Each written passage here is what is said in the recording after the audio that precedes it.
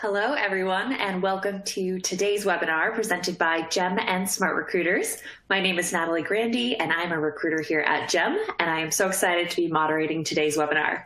On today's webinar, SmartRecruiters Chief Diversity Officer, Rocki Howard, and Gem's Head of People, Caroline Stevenson, will share best practices for implementing a mature diversity sourcing program.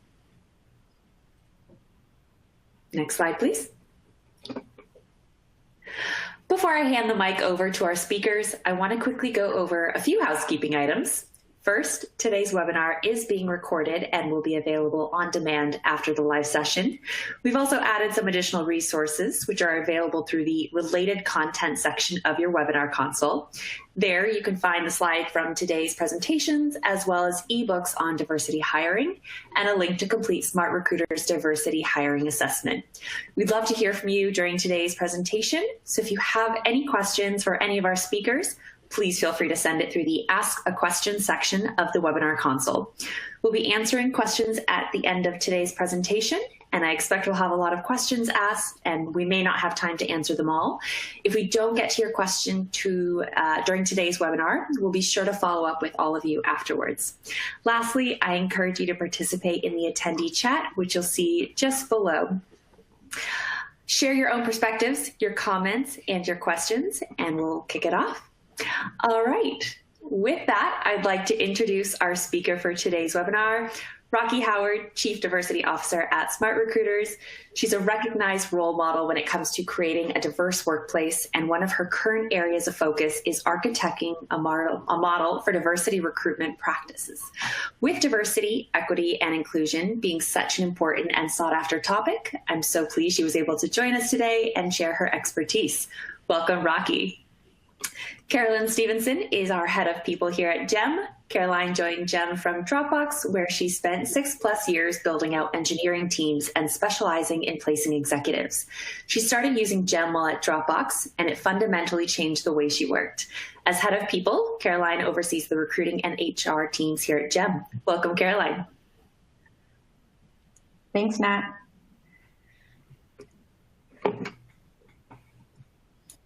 Really excited to be here today. And to kick it off, I thought I'd start just by giving everyone a little bit more information about Gem. So Gem is an all-in-one recruiting platform that integrates with LinkedIn, email, and your applicant tracking system. It eliminates a lot of the manual and tedious work that sourcers and recruiters do when reaching out to prospective candidates. And you can do a ton with Gem, including things like finding, engaging, and nurturing top talent, getting full funnel pipeline analytics all the way from outreach to offer, and gaining unparalleled visibility into the diversity of your hiring funnel. Over 450 customers are using Gem to source 5 times faster, double their response rates, and better understand the diversity of their recruiting funnel. Next slide. Well, I'm really excited to be here with the Gem team. Gem and SmartRecruiters are strategic partners, and I want to tell you a little bit about SmartRecruiters. We are the hiring success company. And so what does that mean? What is hiring success? It's defined as the ability to attract, select, and hire the best talent on demand. And why do we care about hiring success?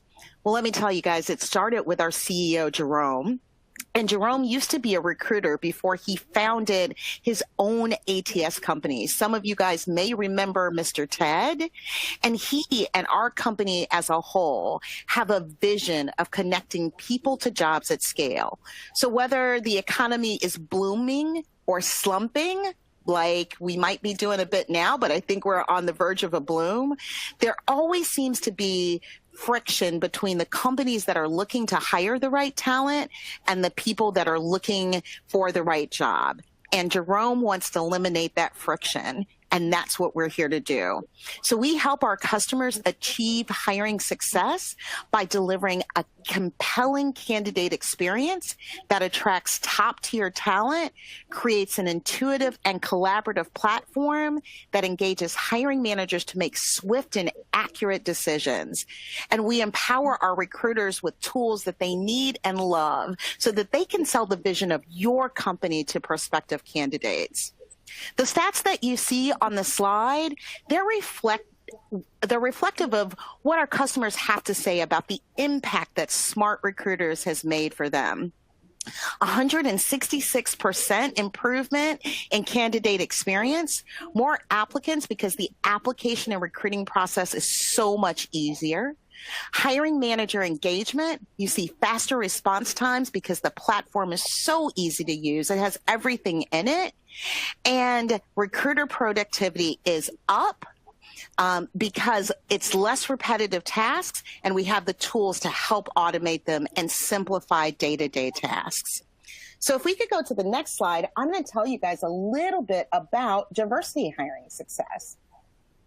So here at SmartRecruiters, we understand how important and that diversity is to your hiring success. And we wanted to help not only our customers and clients, but all companies improve their diversity hiring outcomes and help them hire diverse talent at scale. So we started with building a diversity hiring toolkit. That toolkit has a couple of components.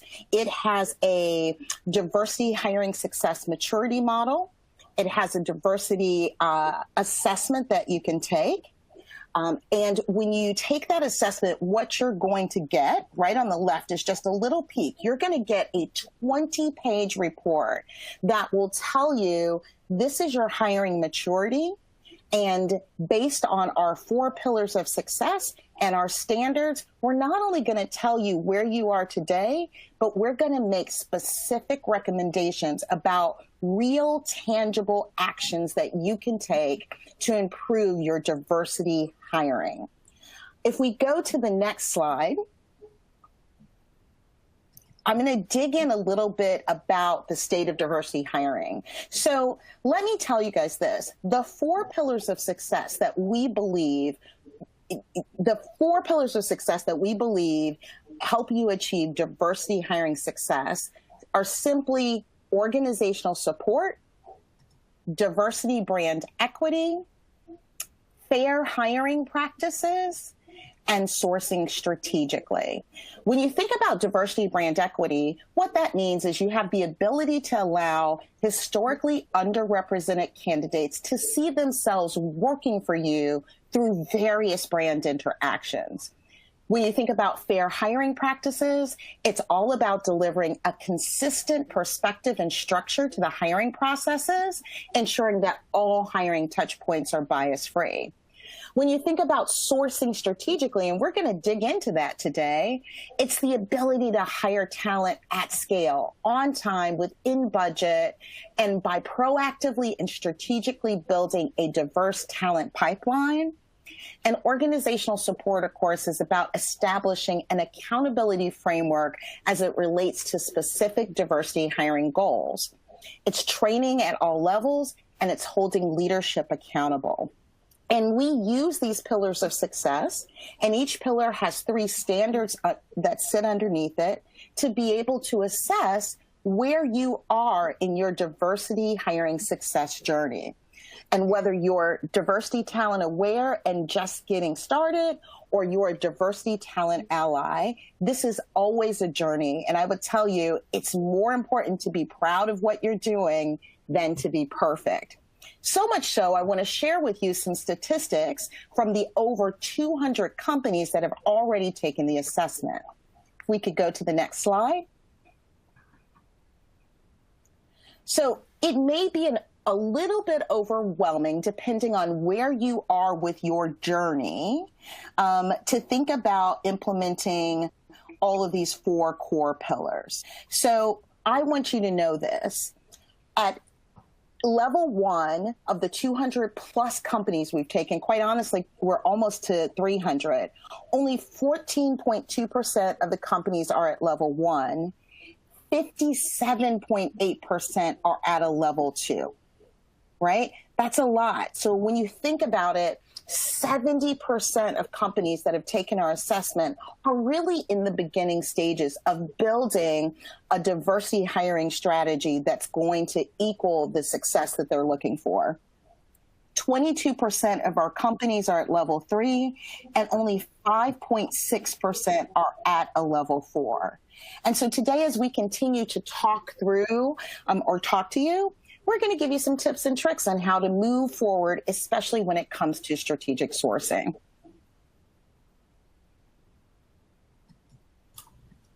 Great. Next slide. Okay, so it is time for the first poll question of the day. You should now see the poll on your slide view, and we ultimately want to get a sense of where everyone on this webinar is at with their diversity sourcing maturity, and also give the audience a chance to see how their peers are responding. The question posed here is, does your team have a sourcing strategy for underrepresented talent in place? So you'll see possible answers are yes, no, but we plan to in the future, and I'm not sure. So please go ahead and select one of these options.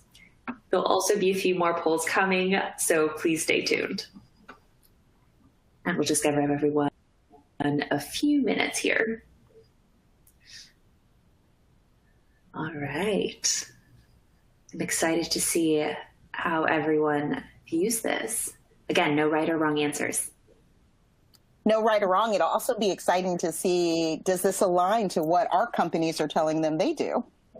Yep, exactly. Great. Okay, let's go ahead. We will wrap this up and let's see what everyone said.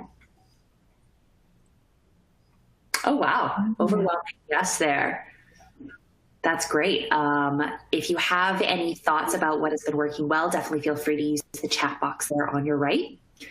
And moving on. Awesome. So let's talk a little bit about what it means to source strategically, right? And Carol, I know you and I have talked about this, but it is so important to diversity hiring to have a strategic sourcing plan, because you need to be able to hire diverse talent at scale and on time and within budget. And the best way we believe to do that is to be able to build a diverse talent pipeline. And in our minds, that takes three components. It's about tailored sourcing, right? So going back to the poll that we just asked, do you guys actually know in your organizations which talent you're trying to attract, right? What does diversity look like? What are you trying to achieve? And what talent are you trying to attract? And then once you identify that, do you have sourcing strategies that are tailored specifically for those groups of people? And I'll go down to the next one and talk a little bit about diverse talent community. So we all know that there's a talent database. You can use a CRM to develop a list or a group of diverse talent. But when that talent moves from being a database to a community, really means when you've overlapped a communication strategy to that diverse talent that's targeted at the things that they would be interested in, you're adding value to that community, and you're making sure that your opportunities are visible to that community. And hopefully before you make those opportunities visible, you've given them plenty of value so that when your email comes in, when your note comes in, when your recruiter reaches out to them and says, hey, I have an opportunity, they're going to answer because they're used to you giving value. And then I want to talk a little bit about fair and competitive internal hiring. So Carol, I'd love to hear your thoughts about this. I think a lot of times companies are so focused on recruiting diverse talent externally that we don't often think about what does it look like internally? Do we have a fair and competitive internal hiring process? Are we nurturing the diverse talent that works for us today? Is there a strategic growth plan? Do we even make sure that all of our diverse talent internally is made aware of opportunities that are available within our organization? For larger organizations, if you have ERGs, are you engaging your ERGs and letting them know about opportunities? So when we think about strategic sourcing, my argument is we have to be strategic when sourcing external talent, but we need to be as strategic and put as much emphasis on sourcing internal talent. Carol, what do you think? 100%. That's a really good call out. Yeah, when we think about sourcing, the approach should really be holistic and considering everyone that could be qualified for the role, whether that's internal or external. So I think you hit on some really great things there.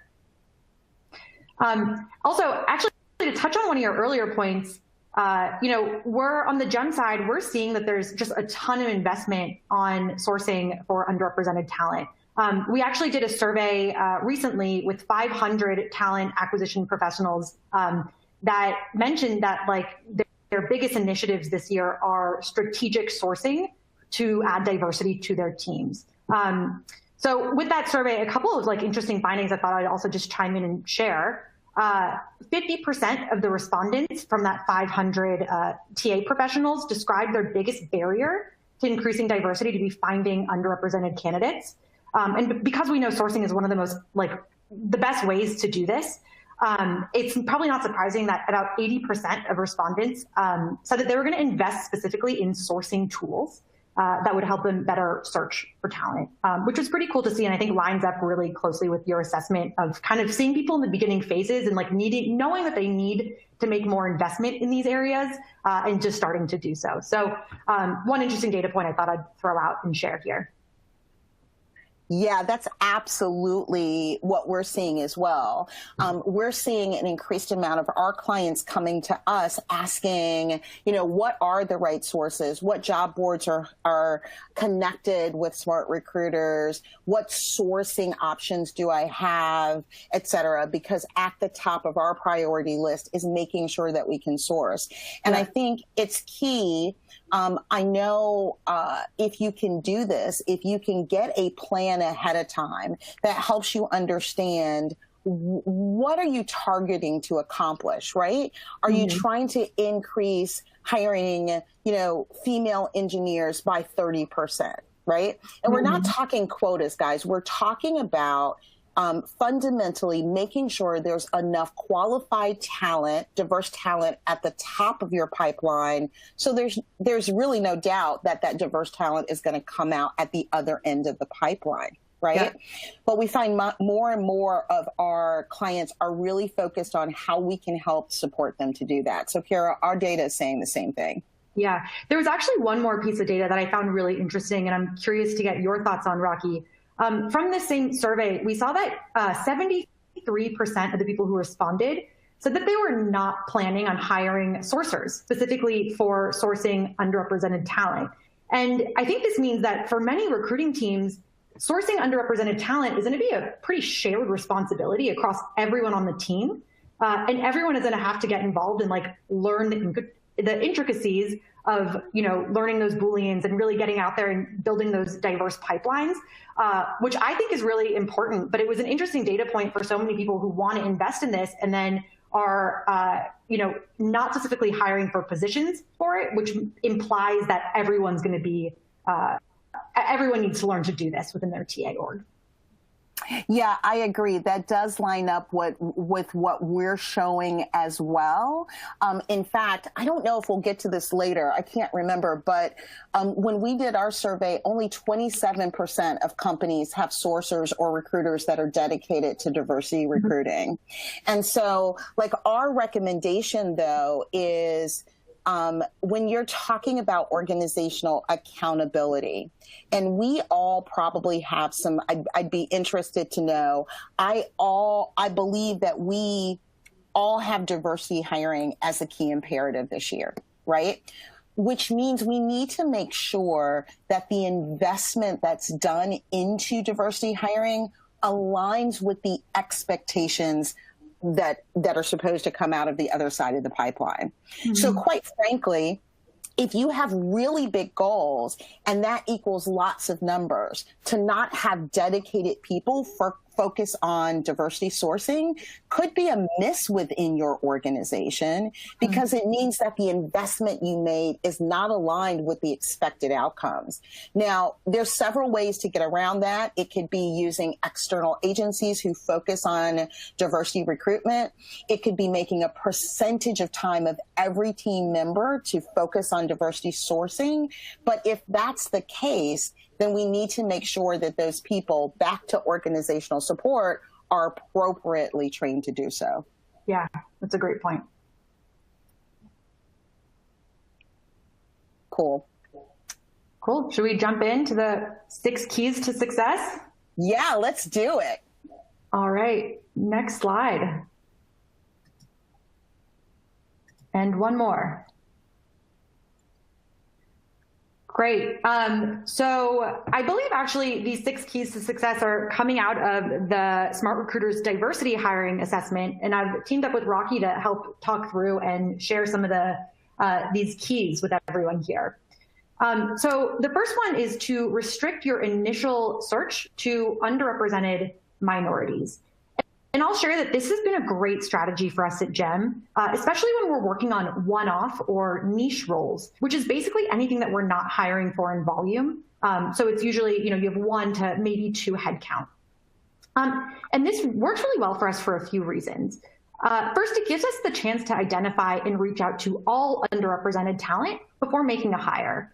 And because we restrict our initial outreach to be very targeted to engage underrepresented candidates, we can feel assured that we've really explored that talent pool before needing to expand the search if we decide that we need to do so. And to share some context, before switching to this model, our previous strategy was to have a certain percentage of our top of funnel to be underrepresented candidates.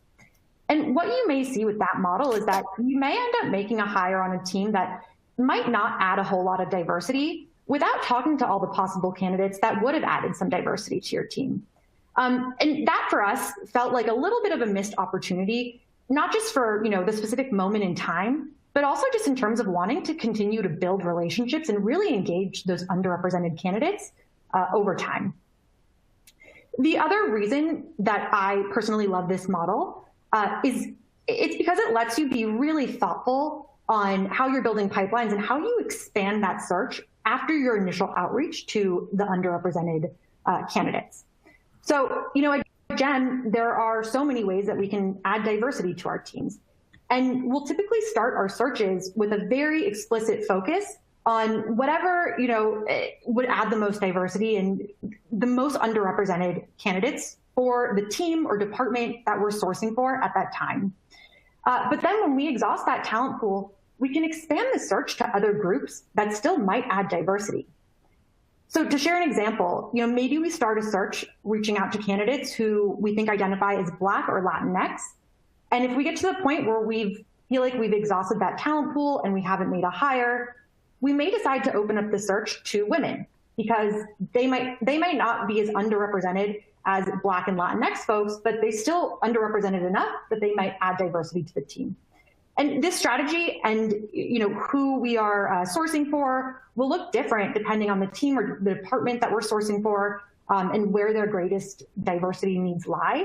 But it's just a way to be really thoughtful about how you start and how you expand your searches in a way that will maximize your chances to add diversity to the team that you're sourcing for.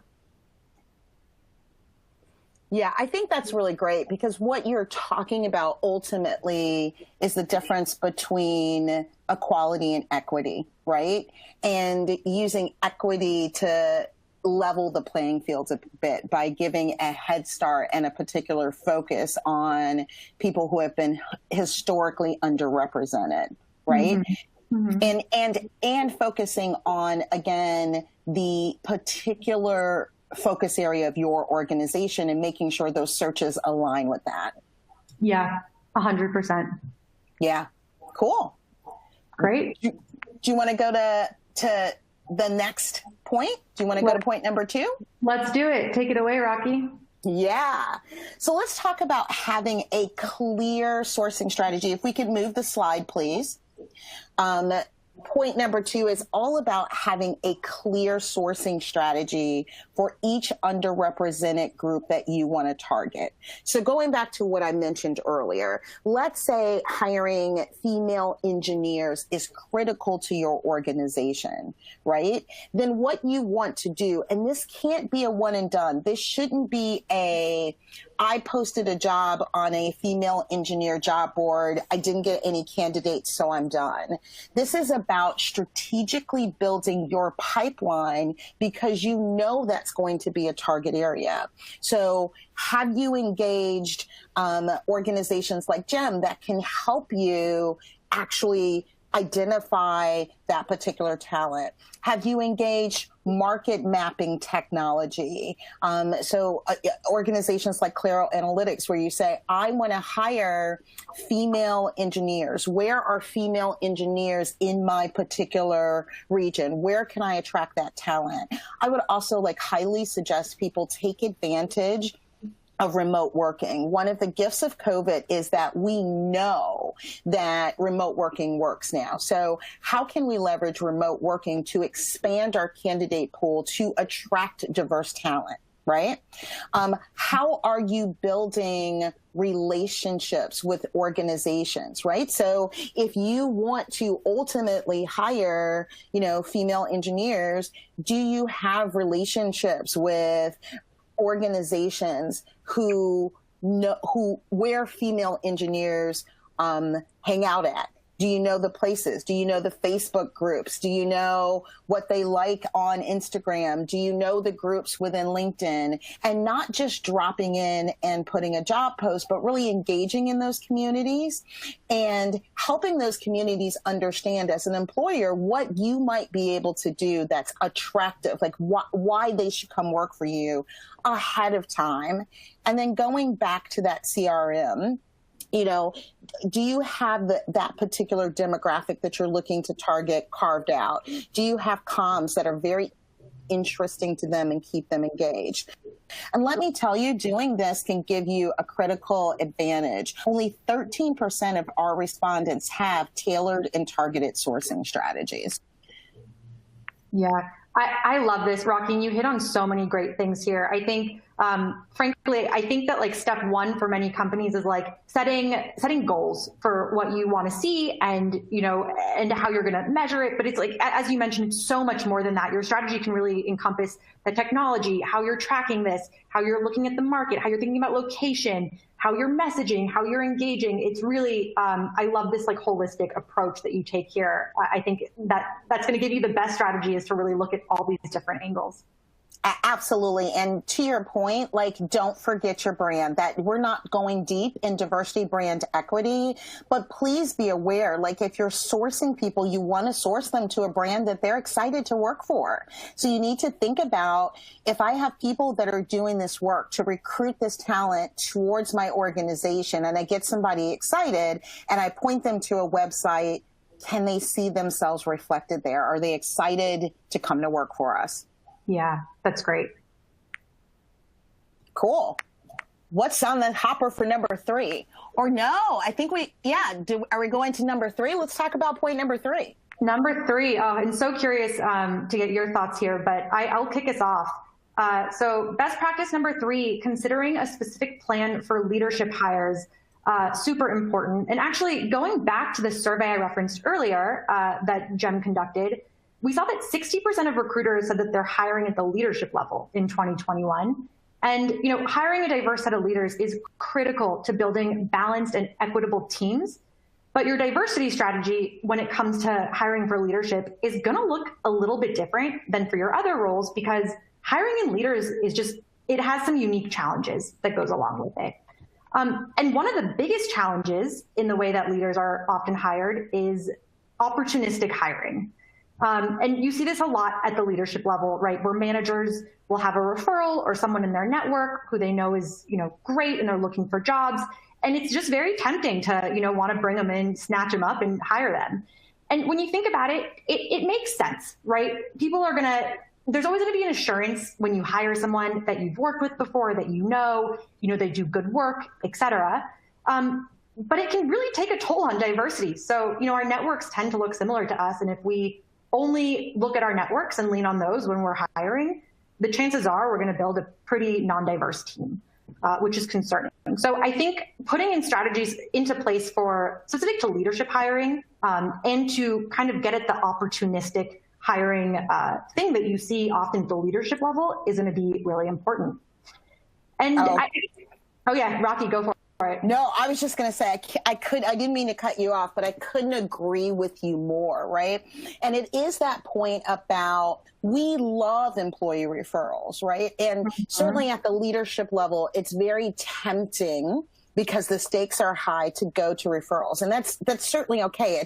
It is part of our organizational sourcing strategy. However, I think you need to make sure that referrals don't create an imbalance of bias, right? Because this is the profile of the people who are here, and those are the profile of the people we're going to hire. And that's not only, guys, from a underrepresented perspective, it's from a thought perspective and an experience perspective. You know, companies who are diverse companies are much more profitable, right? And it's interesting to talk about leadership hires. So in a recent survey by PwC, only 16% of corporate directors believe that their companies were excellent at recruiting a diverse workforce, and only 15% believe that their companies were excellent at recruiting diverse leadership. And let's be honest, that's where the problem is. If you look at the Fortune 500, I think it's 7.2% of the Fortune 500 are women, and less than 1% are Black. Guys, that's absolutely ridiculous. The other stat that comes through is 85% of executive roles are held by whites. So we know that there is an imbalance. I think people are getting this right at the lower levels of the organization, but even there, people want to look up and see people that look like them to be able to stay with an organization. 78% of people can, according to Glassdoor, expect their organization to be diverse. And that's at every level. And they're looking at this before they make decisions to come and work for us. So, Carol, I think this was a great call out. Yeah. I think it's definitely an important one, and you touched on it. You know, we all know diverse teams, they do better work, they have better performance, they lead to better outcomes. And when you're talking about your leadership team, like, this is just like, you want diversity because your leadership team is making, they're making hard decisions that probably impact the company greater than most. And it's like, you want to assure that those outcomes are going to be the best they can. So it's important. I can share a couple of things, that we've considered, and I'll caveat that, like, there's a lot of ways to think about building a leadership plan for hiring in regards to diversity. I think, different things are going to work for different companies at different stages and different sizes. What's really important is to come back to whatever you're doing frequently and to check in if it's working for you, because your strategy may evolve over time. One thing that we've done at Gem, we recently just implemented a new strategy where we're actually, we're saying, one of our values, velocity, we have to move quickly. We're a startup. We know it takes a long time to balance that with conducting really thorough outbound searches for diversity. How can we make sure that we're taking our time, we're really vetting as much as we can for underrepresented candidates at the leadership level? And we ended up landing on saying, if we have a referral that we get that comes in and we want to move quickly on it, we can do that as like a certain percentage of the time. But then a certain percent of the time, we need to do 100% outbound searches, focus on underrepresented candidates for these leadership positions.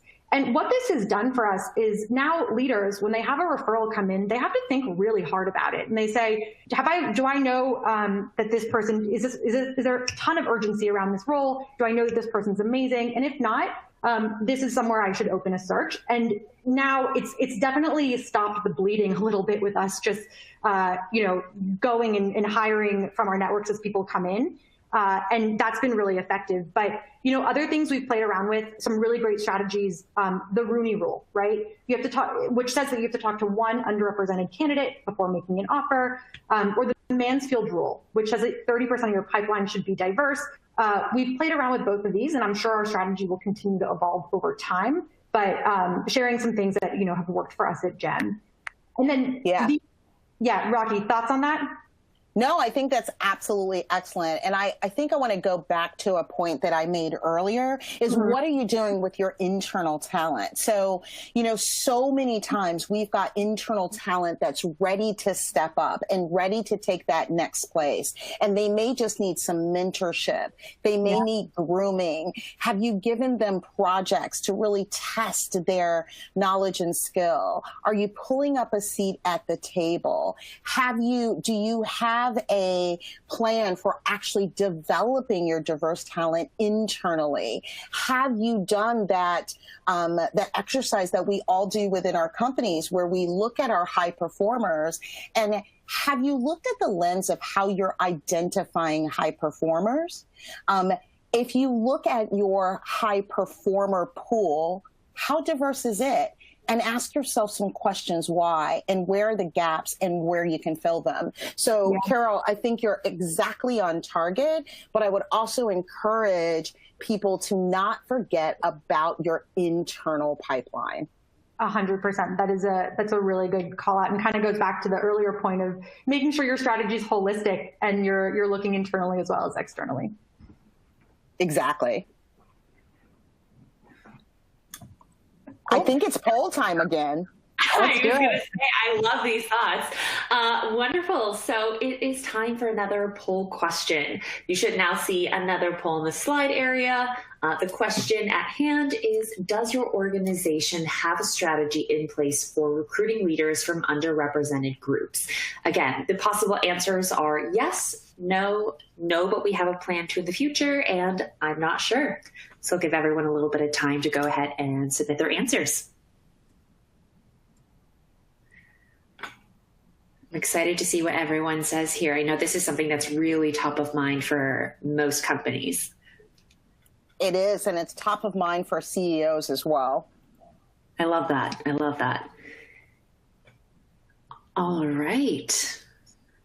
Let's go ahead and actually see what the results are landing at here. Okay, a bit of a mixed plan.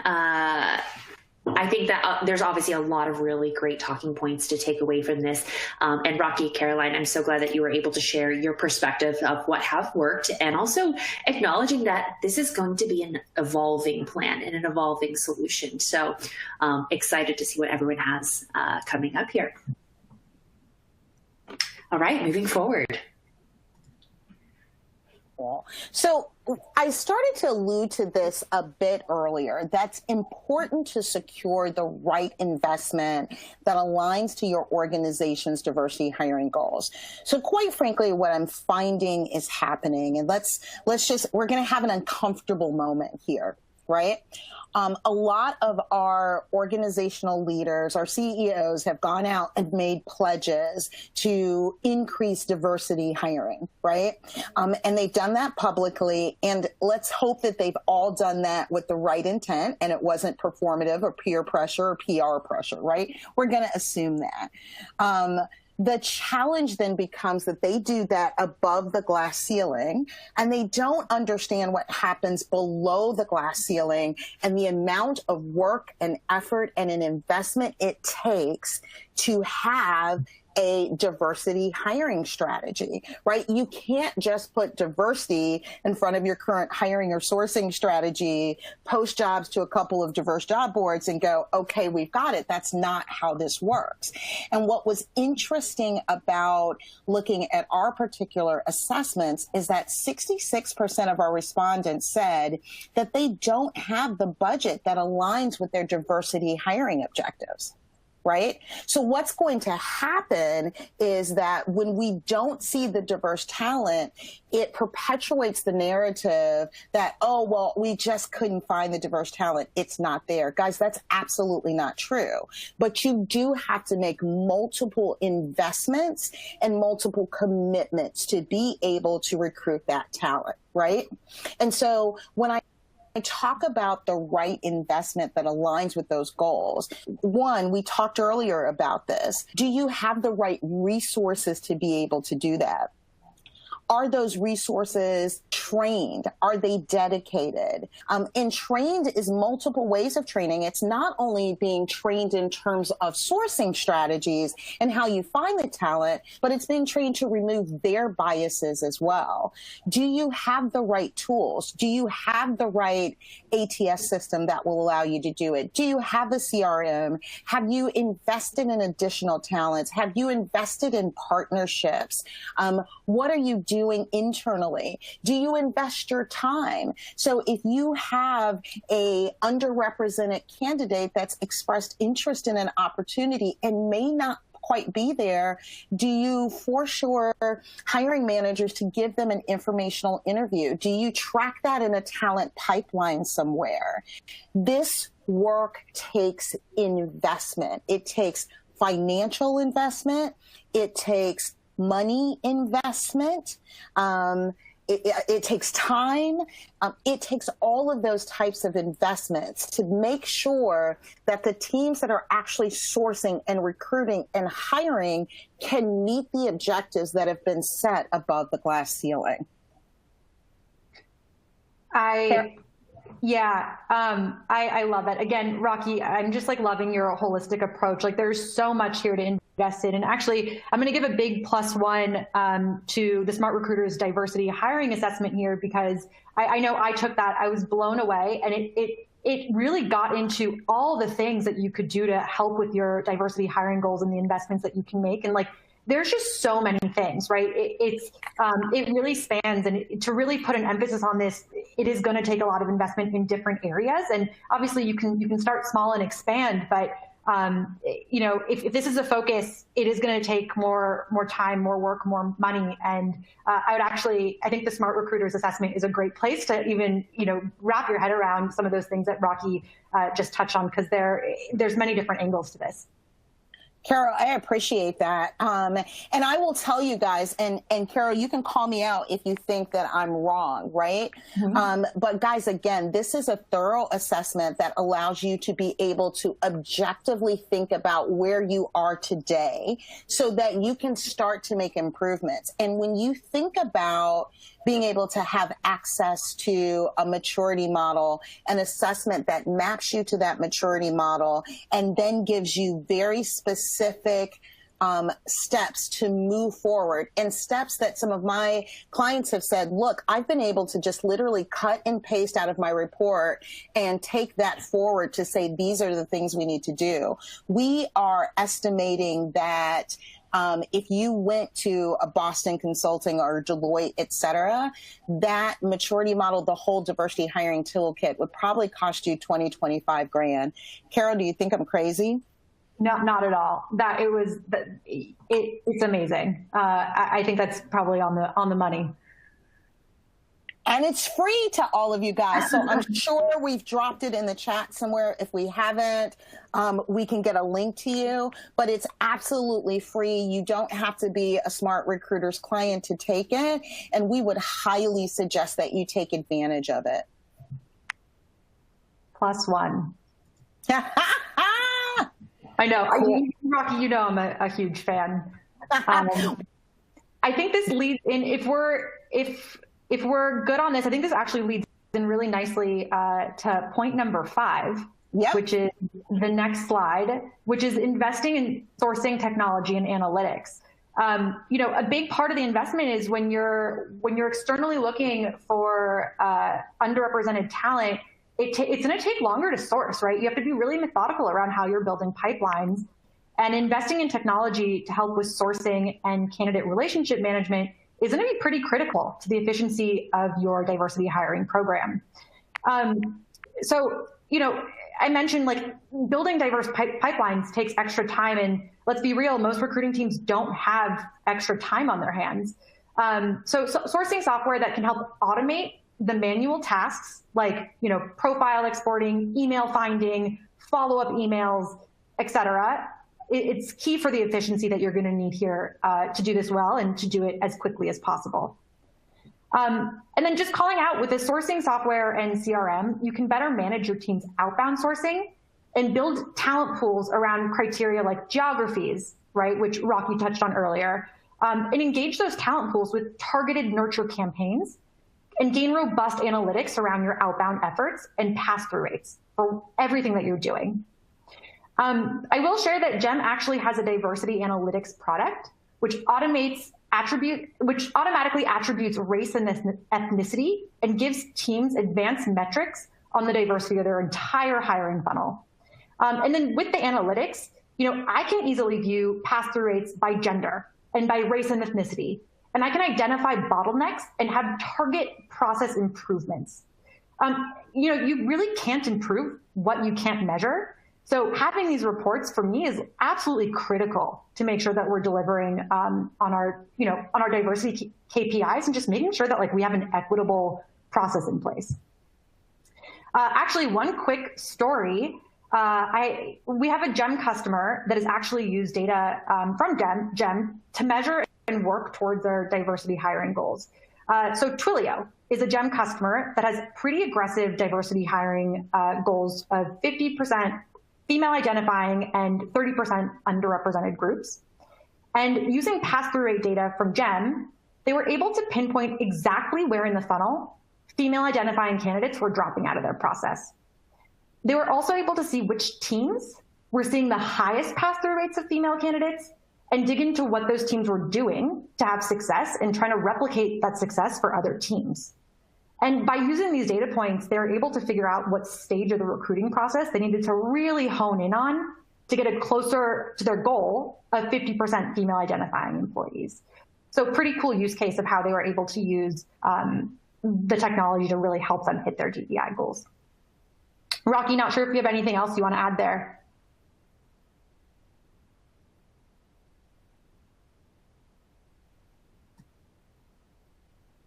Rocki, did we lose you? Oh, sorry guys, I was on mute. Oops. I was going to say, you've done such a great job of wrapping it up, and I think you've actually covered both point 5 and point 6 on the next slide. I'm sensitive to the fact that we're coming up to the top of the hour, and I know we've got some Q&A coming. But what I will add to this is, from our perspective and the assessments that we have done with our clients, 66% of respondents don't even have a database of diverse talent, right? So just now think about leveraging a CRM to be able to communicate with that talent. You're going to be ahead of the curve of about 66% of your peers out there, right? So I think you did an excellent job. And like I said, I want to make sure that we leave enough time for Q&A. I see that we've got quite a few questions in the chat, right, Natalie? We do. So if we can actually shift to the next slide. I first want to thank you both so much, Rocki and Caroline. This is just really insightful. So now that we're going to kick off our Q&A, we've had a lot of really great questions come through, but I want to remind the audience that you can still submit questions using the Ask Questions section on the right-hand side of your webinar player. Please ask any questions that come to mind. We'll definitely try to get through as many as we can today, and we'll follow up afterwards if we don't have time for all of them. So I'm just taking a look. First question I see coming through: can you explain how GEM's race, ethnicity, and gender fields are populated? Kara, this is actually targeted for you. Yeah, totally. So yes, our predictions are determined by names. So we look at a candidate's first and last name to determine this. And in aggregate, gender results are about 95% accurate. And then our race and ethnicity results are somewhere between 75 and 95% accurate. Just to call out, the goal of these diversity metrics is to provide directional guidance on pipelines rather than, tracking individual candidates on a one-off basis. So for that, you're only able to view our race and ethnicity predictions in aggregate in your stats, both with outreach stats and then pipeline analytics to see who's in process with your company. But I guess with that, also calling out that there's a ton of ways to use these. So some ways that, I use these is A, catching whether certain groups are disproportionately dropping out of the funnel at certain stages, similar to that Twilio example I shared. Forecasting how many reach outs are needed to convert one underrepresented hire. understanding why the team maybe did or didn't hit diversity hiring goals, because you can see the whole funnel. And then also seeing whether messaging is resonating, right? Doing some A/B testing with your messages broken down by the gender and race and ethnicity filters has been huge. So hopefully I answered that question. And I may be biased, but I also agree that this has definitely helped me manage my pipeline as well. Also, next question coming in, how do you intelligently spot unconscious bias? How do you bring unconscious bias to the attention of hiring managers in a way that is responsible and respectful? Yeah. I have some thoughts. Rocki, do you want to kick it off or? Yeah, so I think first of all, it's ongoing training, right? I think let's be honest, we're never going to eradicate bias. What the intention is to get individuals to understand what their bias is and to interrupt it consciously, which means you can't do a one and done type of training. And I would think that one of our recommendations, so I have a couple recommendations. One of those recommendations is to make sure that you have a diverse hiring team, so that I don't think you should ever have a one hiring manager interview type of perspective, because we all have biases, right? So having a hiring team and having a diverse hiring team where the members on that team who are diverse have been empowered to speak up and talk about bias in a respectful way. So it may be, oh, you said this, and biases, again, guys, there's hundreds of biases, but let's talk a little bit about confirmation bias. And I can give you an example. So you're doing a debrief on a candidate and, hiring manager says, oh my goodness, yep, that woman asked about what the hours are, or if we have flexible hours. I know that, she's a mother, and so she's not fully dedicated, because they have a bias. And when that person asks the question, it's confirmation. And so having a woman on the team that's comfortable enough to say, that's not necessarily what that question meant. And in no way did that candidate indicate that they cannot work the hours that are required to meet the outcomes that we want for the job. And even if she wants to work different hours, does that really impact us and impact the role? Like empowering people to talk back. And then I'm a big fan of nudge training and having easy, ongoing, fun type of nudge training that people can take place in at their own pace, at their own time, and continue to learn. So there's an app out there called Diversity Pop.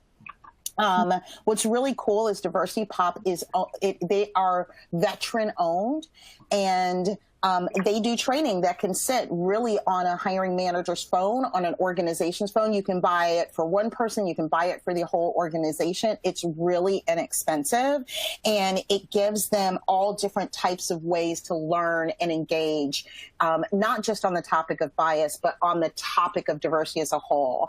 And I think, again, it's not a one and done. You have to continue to speak about bias and call it out when you see it so that people recognize it. I love that. I love the idea of nudge training. I'll definitely look into that.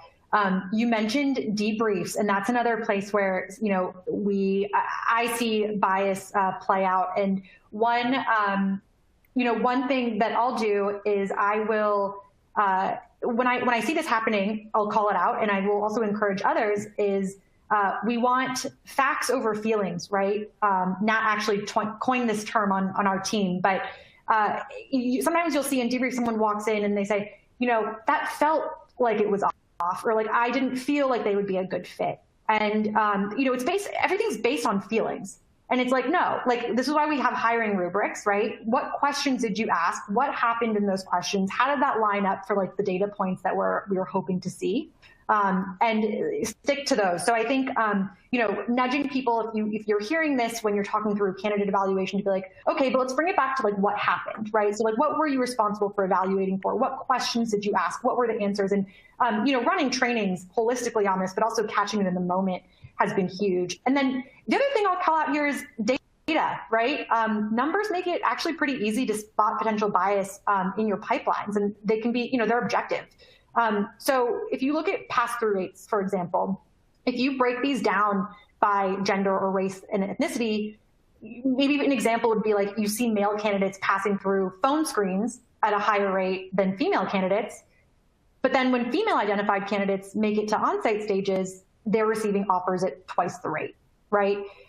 This data suggests that there might be a bias presenting itself at the top of the funnel, where, hiring managers might be letting fewer women into process, despite the fact that those women are outperforming male counterparts once they reach their on-site stage. And then once you see data like this, you have it, it's pretty easy to bring to hiring managers. You don't even need to call it bias if you're not comfortable using that word. You can just show them the data and just show them how well women are doing once they get to on-sites, and explain that if they brought more women at the top of the funnel, they would likely see the same or better rates that they see with other candidates. So I think data can be really powerful, a really objective way to just say, like, hey, here's what's going on. It's in the data. Let's talk about it. Yeah, agreed. I love that. And a couple of questions have actually come in for you, Rocki, asking how they can fill out the diversity hiring assessment.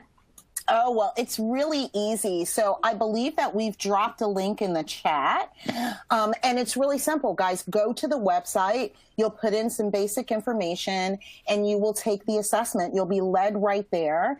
It is 100+ questions. We're seeing people fill it out in less than 30 minutes.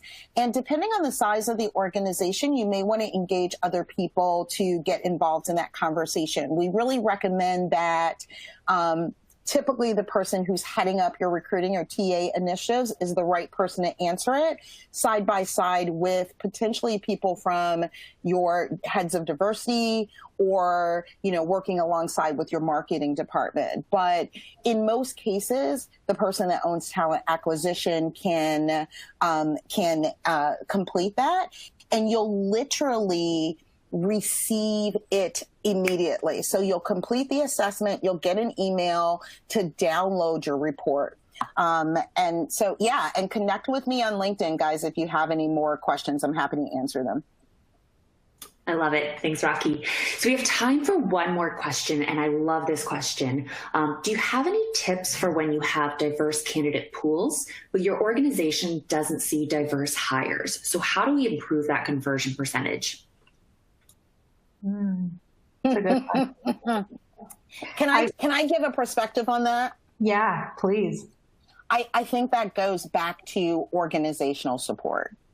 And what that typically means in my world, if I understand the question, is that the sourcing teams and the recruiting teams are doing a great job at putting talent at the top of the funnel, and they're not coming out. And what that says to me is that we've missed the mark somewhere. We've missed the mark of holding people at all levels of the organization accountable. I'm a big believer in accountability. And I think every business problem that I've seen solved is expedited when leaders have it as part of their performance goals and part of their bonus goals, right? Then all of a sudden you see outcomes become really clear because we've now matched our intentions with potential impact, positive and negative. I also think it's a training issue that people don't understand. So if, again, it goes back to that bias training, where's the bias coming in? It goes back to what Kara was saying about the data. Where are those people really falling out? And also on the positive side, identifying your advocates in the organization who can say, yes, I can find diverse talent, and here's the benefit that talent has had in my organization, and doing some internal campaigns, what I call hero campaigns, of letting diverse talent that's been impactful in your organization, giving them a forum to speak and to be seen so other people can see it. Yeah. I absolutely love that. I +1 to everything you're saying. I think I would ask two questions too. Is like, are we weeding people out of the process? And so maybe there's unconscious bias at play, kind of going back to that last question on how to address that. Or are candidates also dropping out, right? Are we seeing people are proactively dropping out of the funnel, which might signal a whole different problem, right? Which maybe we're not creating a inclusive environment, or we're sending signals that like we don't value diversity. Like, I think there's a few different ways to kind of dig in there. I would say look at the data and then ask people, anyone who's dropping out of your funnel, maybe ask them why and see if you can triangulate if there are themes coming from underrepresented candidates that might be able to tell you something. I love it. Great. So we've got one final poll question for the audience before we end today's webinar. We'd like to give attendees an easy way to request a demo of Gem and SmartRecruiters. So you should now see a poll question on the slide section. Are you interested in scheduling a demo of Gem and or SmartRecruiters? Checks the box for both, either or none, and someone from the sales team will follow up with you ASAP to schedule that demo. And then give everyone just a few seconds to go ahead and answer that.